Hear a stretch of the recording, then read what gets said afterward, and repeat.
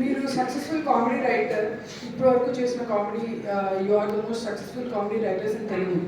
So and Bhagavanth కేసరిలో you have touch the emotional part of your writing also. So మీ నుంచి comedy thriller లాంటిది, you know అలాంటిది ఏమైనా dark comedy comedy thriller expect చేయొచ్చు? సో అంటే మీరు అడిగిన దానికి ఈ సినిమా మేము ఒక 30-40% అచీవ్ చేసామని చెప్పాలి. సో డార్క్ హ్యూమర్ కొద్దిగా థ్రిల్లింగ్ బేసిస్లో వెళ్ళాము. కంప్లీట్గా చేయమని అడిగితే మాత్రం డెఫినెట్గా వెళ్ళాము. సో ఇది ఒక కాన్ఫిడెన్స్ వచ్చింది ఈ సినిమా సక్సెస్.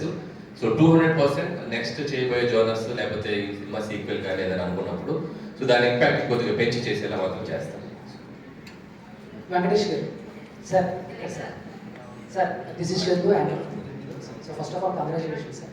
సార్ అంటే హీరోస్కి స్టార్టప్ వచ్చిన తర్వాత కొంతమందికి కొన్ని పరిమితులు ఉంటాయి సార్.